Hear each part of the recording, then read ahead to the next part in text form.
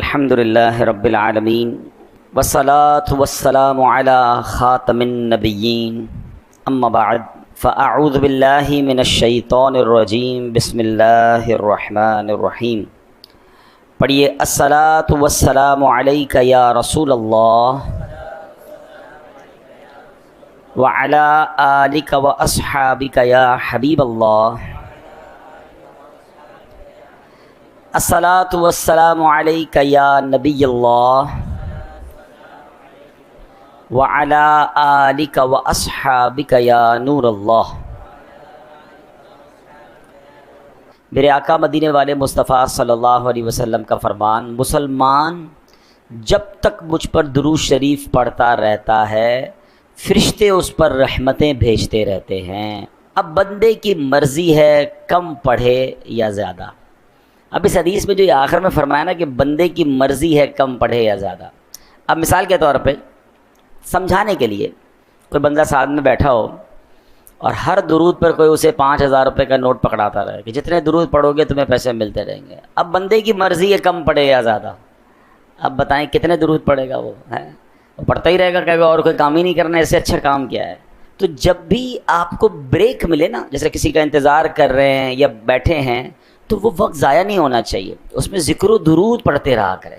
بیٹھے بیٹھے نیکیاں مل رہی ہیں، جتنا درود پڑھیں گے اتنی رحمتیں برستی رہیں گی۔ سبحان، تلاوت کر لیں، درود پڑھ لیں، ذکر کر لیں، تو اپنے وقت کا بہترین استعمال کرنا سیکھیں تو انشاءاللہ اس میں خوب برکتیں ملیں گی۔ درود پاک پڑھ لیں، محبت سے صلو علی الحبیب صلی اللہ تعالی علی محمد صلی اللہ علیہ وسلم۔ عصیاں سے دور ہوں گے جو بھی پڑھیں درود، عصیاں سے دور ہوں گے جو بھی پڑھیں درود، گھیرے رہے گی ان کو رحمت درود کی۔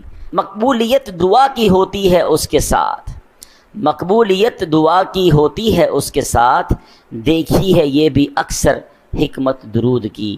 اللہ درود پاک کی کثرت کی توفیق عطا فرمائے۔ ہم یہ بھی کوشش کرتے ہیں کہ ہم قرآن پاک کی کچھ آیتوں کی تلاوت کرتے ہیں، ان کا ترجمہ سنتے ہیں اور پھر اس کے بارے میں کچھ جاننے کی کوشش کرتے ہیں۔ آج قرآن پاک کی آیت ہے 207 نمبر آیت ہے، سورت ہے سورہ بقرہ اور پارہ نمبر ہے 2۔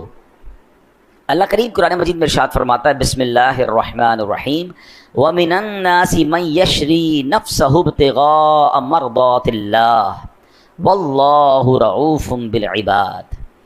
آسان ترجمہ قرآن کنز العرفان۔ اور لوگوں میں سے کوئی وہ ہے جو اللہ کی رضا تلاش کرنے کے لیے اپنی جان بیچ دیتا ہے، اور اللہ بندوں پر بڑا مہربان ہے۔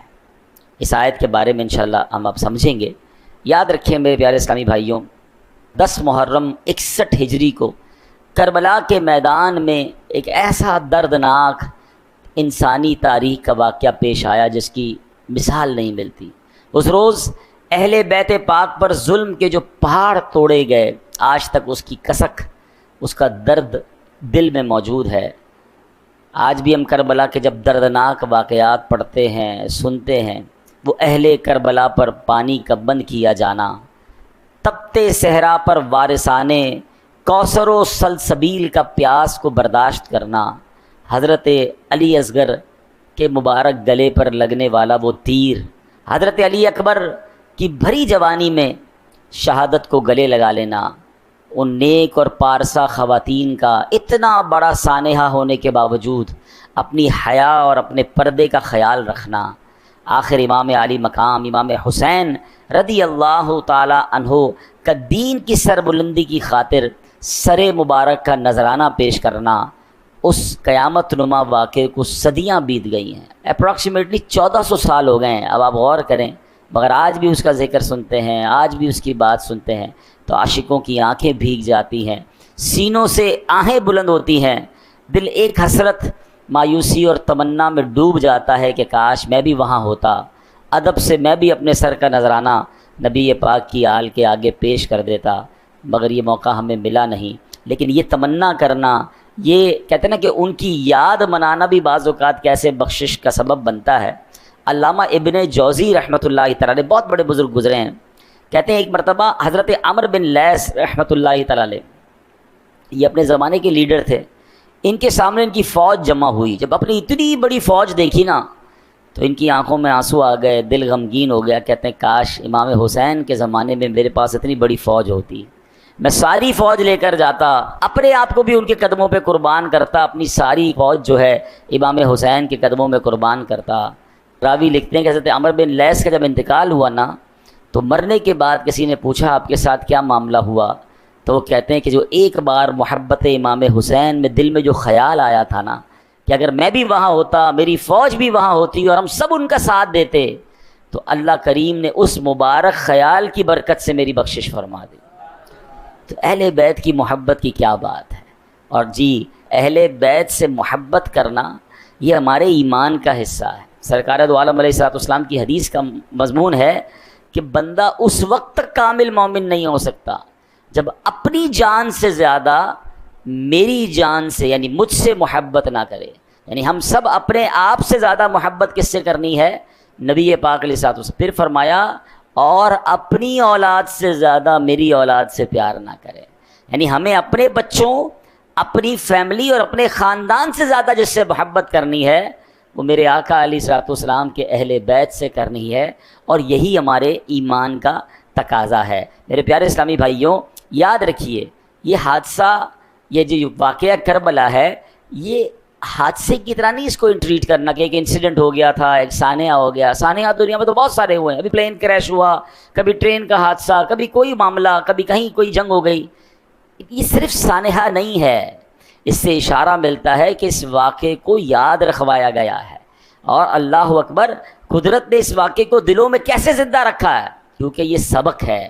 گویا یہ ایک درس زندگی ہے جو ہر سال محرم میں ہمیں یاد دلایا جاتا ہے, بتایا جاتا ہے کہ امام الانبیاء کی اولاد پاک نے کس رنگ میں زندگی کو گزارا. ان سے سبق سیکھو اور اپنی زندگی کو ایک پراپر لائن پر لے کر آئیں. اب میں آتا ہوں آیت کی طرف. اب یہ پس منظر آپ کے جب ذہن میں ہوگا تو آیت مزید سمجھنا آسان ہو جائے گا.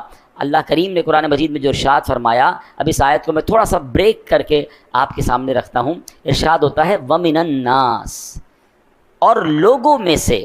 یہاں لفظ من کا معنی ہے کچھ, یعنی لوگوں میں سے کچھ لوگ ہوتے ہیں. اب جس مرتبے اور ذکر کی بات آنے والی ہے, جس مقام کی بات آنے والی ہے, اس کی تمنا تو بہت سارے لوگ کرتے ہیں.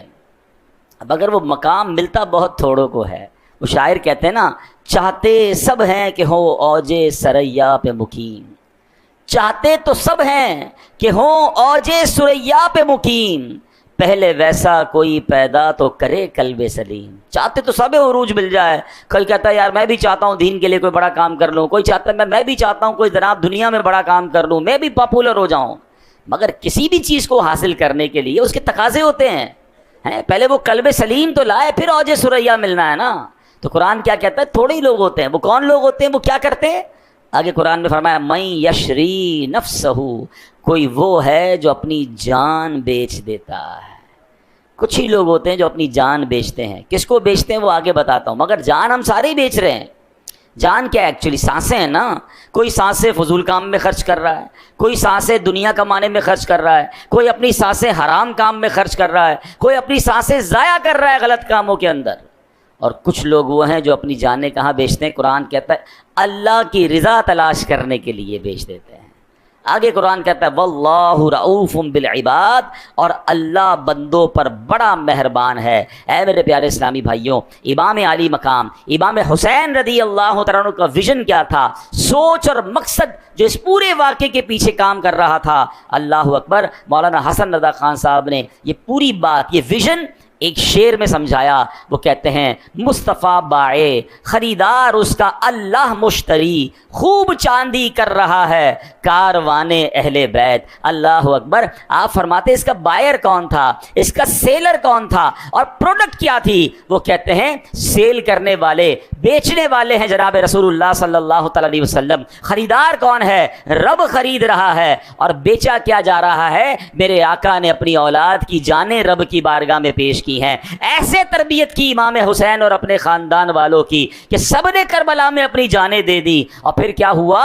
خوب چاندی کر رہا ہے کاروان اہل بیت۔ یہ کیسا سودا ہے جس کی جو قیمت ملنی ہے، جس میں جو انعام ملنا ہے، وہ جنت کے عظیم عظیم نعمتیں ہیں، اور وہ کاروان اہل بیت نے حاصل کر لیا۔ اللہ اکبر۔ ایک اور جگہ کیا خوبصورت بات مولانا حسن ندار خان صاحب لکھتے ہیں، کس مزے کی لذتیں ہیں آب تیغ یار میں، خاک و خون میں لوٹتے ہیں تشتگانے اہل بیت۔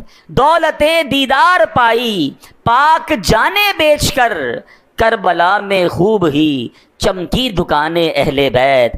گھر لٹانا جان دینا کوئی تم سے سیکھ جائے، ہیں باتیں تو کرنا سب کو آتی ہیں، گھر لٹانا جان دینا کوئی تجھ سے سیکھ جائے، جان عالم ہو فدا اے خاندان اہل بیت۔ گھر بھی لٹایا، جان بھی لٹائی، اور یہ سب کس لیے؟ دین متین کی سر بلندی کے لیے۔ تو سبحان اللہ، اب یہ واقعہ کربلا کا جو ابتدائی مقصد تھا، جو اہم مقصد تھا، وہ کیا تھا؟ جو قرآن کی اس آیت کا جز ہے، اللہ کی رضا تلاش کرنے کے لیے، اپنے رب کو راضی کرنے کے لیے۔ آپ کو معلوم ہے امام علی مقام کو باقاعدہ صحابہ کرام نے روکا تھا، آپ نہ جائیں۔ ایک تو بچپن میں مشہور تھا، مدینہ منورہ میں بہت سارے صحابہ کرام کو معلوم تھا، خود نبی پاک کو معلوم تھا، بلکہ امام حسین کو معلوم تھا کہ آپ شہید ہو جائیں گے۔ مگر جب مدینے سے کربلا جانے کا وقت آیا تو اس وقت بھی کئی صحابہ کرام نے روکا کہ آپ مت جائیے، کوفہ جانے کا وقت ہے۔ کہ کوفہ والے وفا نہیں کرتے، حضور آپ نہ جائیں۔ اور صحابہ کرام کو یہی خوف تھا کہ یہ کہیں وہی وقت تو نہیں کہ جس میں ان کو شہید ہونا ہے، اور اسی سفر میں یہ شہید نہ کر دیے جائیں۔ اللہ اکبر۔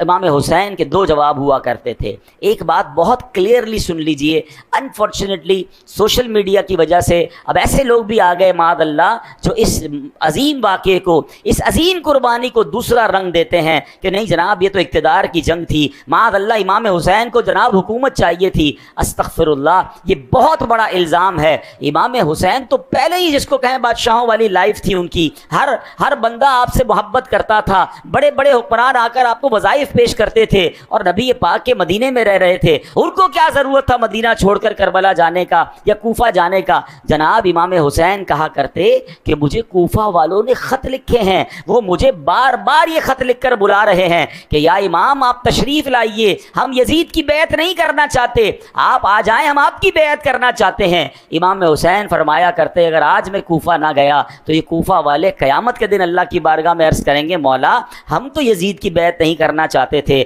ہم تو امام حسین کو بلاتے رہے، وہ تشریف نہ لائے، ہم ان کی بیعت نہ کر سکے۔ یہ دینی ذمہ داری تھی، یہ ان کا درد تھا جو امام حسین وہاں پر گئے۔ تو یاد رکھیے، آپ جنگ لڑنے نہیں، آپ اقتدار لینے نہیں، آپ تو اسلام کی دعوت اور نیکی کی دعوت دینے گئے تھے۔ ارے کوئی لڑائی کرنے اپنے بیوی بچوں کو لے کر جاتا ہے، کوئی 6 مہینے کے علی اصغر رضی اللہ عنہ کو لے کر جاتا ہے، آپ تو دعوت پر گئے تھے، بلاوے پر گئے تھے۔ اچھا جب صحابہ کرام آپ کو انٹرسیپٹ کر رہے تھے نا کہ نہ جائیں، آپ نہ جائیں، وہاں معاملات اچھے نہیں ہیں، تو امام حسین نے اپنا ایک نمائندہ بھیجا، حضرت مسلم بن عقیل رضی اللہ عنہ جو آپ کے کزن بھی تھے، کہ آپ جا کر پہلے حالات دیکھیں۔ اب اللہ کی شان دیکھیں، جب وہ وہاں پہنچے تو کوفہ والوں نے ہزاروں کی تعداد میں آپ کی بیعت کرنا شروع کر دی۔ ایوریبڈی کم اینڈ جوائن ہم۔ آپ تو بہت خوش ہوئے کہ اتنی عزت دے رہے ہیں، سارے یزید کے خلاف ہیں، سارے امام حسین کے چاہنے والے ہیں۔ تو انہوں نے امام حسین کو لیٹر لکھ دیا کہ حضور اب آپ آ جائیں کوفہ، یہاں تو معاملہ بڑا اچھا ہے۔ مگر وہاں خط لکھنا تھا اور یہاں کوفیوں نے بے وفائی کرنا شروع کی۔ اب ابن زیاد نے ان کوفہ والوں کو ڈرایا کہ یہ تم کیا کر رہے ہو، اگر تم نے یزید کے خلاف جانا شروع کیا تو میں تمہیں تباہ کر دوں گا، تمہاری پراپرٹی ضبط کر لوں گا، تمہارے لوگوں کو قتل کر دوں گا۔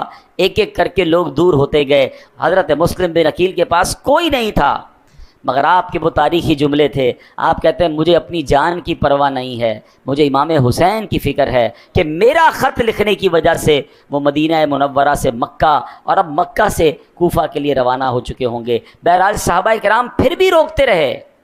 تو امام حسین کا تاریخی جواب سنیے گا۔ آپ فرماتے ہیں کہ مجھے خواب میں میرے نانا جان کی زیارت ہوئی ہے اور میرے آقا نے مجھے ایک ذمہ داری سونپی ہے، میں یہ ذمہ داری ضرور نبھاؤں گا۔ عرض کیا کہ حضور وہ خواب میں کیا ذمہ داری دی گئی ہے؟ تو حضرت امام حسین فرماتے ہیں یہ وہ راز ہے جو میں جیتے جی کسی کو نہیں بتاؤں گا۔ اللہ کی رضا تھی، اسلام کی ایک عظیم ذمہ داری تھی. دے نو ویری ویل، ان سب کو پتا تھا کہ ہم نے اس سفر میں شہید ہونا ہے، مگر یہ شہادت کا سفر تھا، یہ قربانی کا سفر تھا، یہ نبی پاک کے گویا حکم کو نبھانے کا اور فریضے کو ادا کرنے کا یہ سفر تھا. جبھی تو ہم جھوم جھوم کر یہ شعر پڑھتے ہیں نا، جس نے حق کربلا میں ادا کر دیا، اپنے نانا کا وعدہ وفا کر دیا. جس نے حق کربلا میں ادا کر دیا، اپنے نانا کا وعدہ وفا کر دیا. جس نے امت کی خاطر فدا کر دیا، گھر کا گھر سب سپرد خدا کر دیا. اس حسین ابن حیدر پہ لاکھوں سلام، اس حسین ابن حیدر. تو اتنی عظیم قربانی ہے یہ، اور یہ ہمیں ریئلائز بھی کرنی ہے. اچھا، ایک اور چیز میں کرنا چاہتا ہوں. یہ نارملی بیانات میں ینگسٹر یا بڑی عمر کے لوگ آ رہے ہیں، مگر ہمارے بچے نہیں ہوتے، اور ہماری یہ ذمہ داری بنتی ہے کہ یہ جو واقعات ہیں یہ اپنے بچوں کو بھی سنائیں، ہماری آنے والی نسلوں کو بھی پتہ چلے کہ یہ اسلام کتنی قربانیوں سے اور کس قدر عظیم داستانیں ہیں، تاکہ وقت پڑے تو مال قربان کرنا، وقت دینا، اللہ کرے جب دین کے لیے ضرورت پڑے تو اپنی جان قربان کرنے سے بھی ہم پیچھے نہ ہٹیں. لیکن اگر پتہ ہی نہیں ہوگا، اس کی کوئی خبر ہی نہیں ہوگی، تو یہ تربیت کیسے ہوگی؟ تو یہ بار بار جو بیانات ہوتے ہیں، بار بار جو ان موضوعات کو ڈسکس کیا جاتا ہے، اس کی وجہ یہ ہے کہ ہماری آنے والی نسلوں کو بھی پتہ چلے. اب آپ دیکھیں نا، ہمارا تو یہ پورا کیلنڈر اگر غور کریں تو آخری مہینہ ذوالحجہ کا مہینہ تھا سال کا، اور پہلا مہینہ محرم کا مہینہ. یہ دونوں مہینے کیا درس دے رہے ہیں؟ وہ حضرت ابراہیم اور حضرت اسماعیل کی قربانی ہے، اور یہ امام حسین کی قربانی ہے. اسلام پھیلا ہی قربانی سے ہے. بلکہ میں آپ کو ایک اور عظیم بات بتاؤں کہ ان دونوں واقعات میں ایک بڑی کمال کی مناسبت بھی ہے. ہوا یہ کہ امام عالی مقام جب کربلا کی طرف تشریف لے جا رہے تھے تو راستے میں جب آپ گھوڑے پر بیٹھے تھے نا، تو آپ کو ذرا تھوڑی دیر بعد اونگ آتی تھی. جب اونگ آتی تھی تو آپ بیدار ہوتے تھے، جب آنکھ کھلتی تھی تو آپ کہتے تھے انا للہ و انا الیہ راجعون والحمد للہ رب العالمین. یعنی ہم اللہ پاک کے ہیں، اسی کی طرف لوٹنا ہے، اور سب تعریفیں اللہ رب العالمین ہی کے لیے ہیں. 2-3 بار ایسا ہوا. تو جب یہ معاملہ دیکھا تو آپ کے بڑے بیٹے حضرت علی اکبر رضی اللہ تعالیٰ قریب آئے اور کہا بابا جان آپ تھوڑی دیر بعد یہ پڑھ رہے ہیں انا للہ و انا الیہ راجعون والحمد للہ رب العالمین، اس کی کیا وجہ ہے؟ تو آپ فرماتے ہیں بیٹا مجھے اونگ آتی ہے تو میں دیکھتا ہوں کہ ایک شخص گھوڑے پر سوار ہے اور کہہ رہا ہے لوگ سفر کر رہے ہیں اور موت ان کی طرف بڑھ رہی ہے، شہادت ان کی طرف بڑھ رہی ہے، یعنی شہادت کا وقت آ پہنچا ہے. حضرت علی اکبر نے عرض کیا بابا جان آپ یہ دیکھ رہے ہیں؟ امام حسین نے فرمایا ہاں میں یہ دیکھ رہا ہوں. تو کہا اے بابا جان کیا ہم حق پر نہیں؟ امام حسین فرماتے ہم بالکل خدا کی قسم ہم حق کے راستے پر ہیں. تو حضرت علی اکبر فرماتے پھر کوئی مسئلہ نہیں، ہم اللہ کی راہ میں جان دینے کے لیے راضی ہیں. ذرا اس باپ بیٹے کی گفتگو دیکھیے گا، کسی اور باپ بیٹے کی گفتگو یاد آ رہی ہے؟ حضرت ابراہیم نے کہا تھا نا اپنے بیٹے کو کیا ہے بیٹا میں نے خواب دیکھا ہے کہ ہم تمہیں ذبح کرنا ہے. تو بیٹے نے کیا کہا تھا؟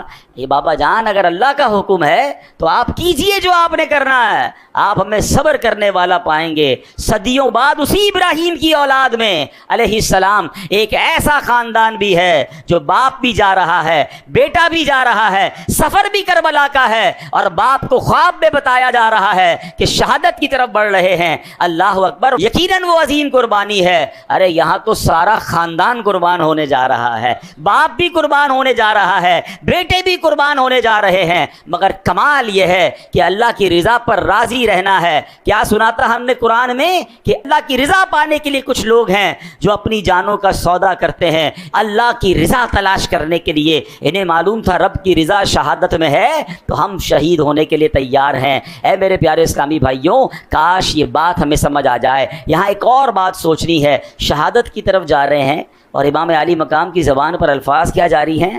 الحمدللہ رب العالمین.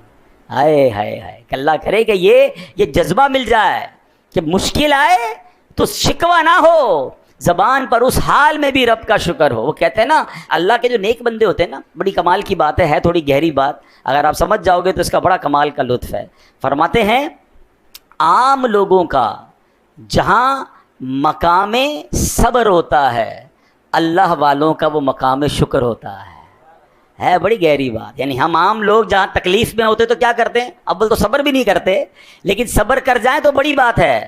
فرمایا جو عارفین ہوتے ہیں، جو اللہ والے ہوتے ہیں، وہ اس مقام پر شکر کرتے ہیں کہ اللہ نے ہمیں آزمایا ہے، اور اس نے اسی لیے آزمایا ہے کہ ہم جب صبر کریں گے تو ہمیں بڑی نعمتیں عطا فرمائے گا۔ تو وہ تکلیف کا بھی استقبال کرتے تھے، وہ پرابلم کو پر بھی گویا انجوائے کر رہے ہوتے تھے کہ چلو رب نے رحمت بھیجی تھی، ابھی رب نے یہ مشکل بھیجی ہے۔ حضرت فتح موصلی رحمۃ اللہ تعالی علیہ بہت بڑے بزرگ گزرے ہیں۔ ایک بار آپ کی زوجہ کہیں جا رہی تھی، پیر پہ ٹھوکر لگی، ان کے پیر کا جو ناخن تھا نا وہ اکھڑ گیا۔ اب مجھے بتائیں پیر کا ناخن اکھڑ جائے کتنی تکلیف ہوتی ہے، چیخ نکل جائے۔ آپ مسکرانے لگی۔ کسی نے کہا آپ کو پیر کے ناخن سے تکلیف نہیں پہنچی؟ تو آپ فرماتی تکلیف تو پہنچی، مگر جو اس پہ مجھے بعد میں ثواب ملنا ہے نا، اس صبر کرنے پر مجھے وہ ثواب نظر آ رہا ہے، اس لیے مجھے خوشی ہو رہی ہے۔ اللہ کرے یہ سیکھیں ہم۔ دیکھیں کربلا کے واقعات صرف سننے کے لیے تو نہیں ہے نا، ہم ان کو سن کر سیکھیں کہ مشکلیں آئیں تو اس پر صبر کریں۔ اللہ نے اگر کوئی فیصلہ فرمایا ہے میرے اور آپ کے بارے میں تو اس فیصلے پر راضی ہوں، دعا کرنے کی اجازت ہے، مگر کمپلین نہ ہو، شکوہ نہ ہو کہ پتہ نہیں میرے ساتھ ہی ایسا ہوتا ہے، پتہ نہیں میری کیا غلطی ہو گئی، نہ جانے میرے گھر میں یہ مصیبت کیوں آ گئی۔ ارے اللہ کے بندوں، ہو سکتا ہے ہمارے گناہ معاف کروانے آئی ہو۔ اور جو لوگ صبر نہیں کرتے، اللہ کی طرف سے آزمائش آئے اور صبر نہیں کرتے یا نعمت پر شکر نہیں کرتے، ذرا آپ حدیث قدسی سنیے گا، یہ ہلا دینے والی حدیث ہے۔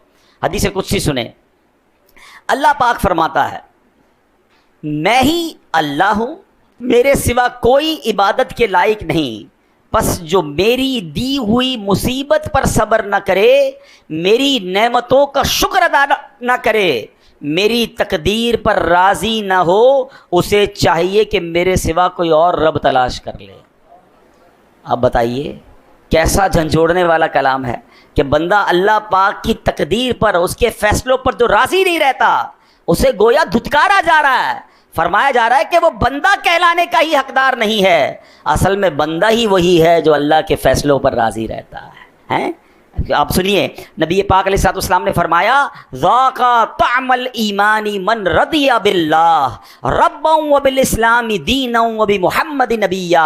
آقا فرماتے ہیں جو اللہ پاک کے رب ہونے، اسلام کے دین ہونے اور محمد صلی اللہ تعالی علیہ وسلم کے نبی ہونے پر راضی ہو گیا، اس نے ایمان کی حلاوت کو پا لیا۔ اب اللہ کے رب ہونے پر راضی ہونے کا مطلب کیا ہے؟ ہم کہتے تو اللہ رب ہے، بھائی جب رب مانا ہے، مالک مانا ہے، تو مالک کے فیصلے بھی تو مانو نا، ہے اللہ کو مالک بھی ماننا ہے اور اس کے فیصلے بھی نہیں ماننے ہیں۔ اس نے اگر ہمارے لیے کوئی ڈیسیشن لیا ہے تو اس ڈیسیشن پر اعتراض ہے کیا؟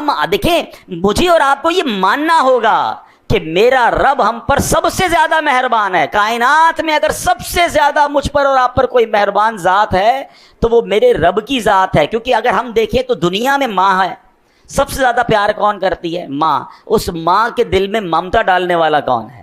وہ میرا رب ہے۔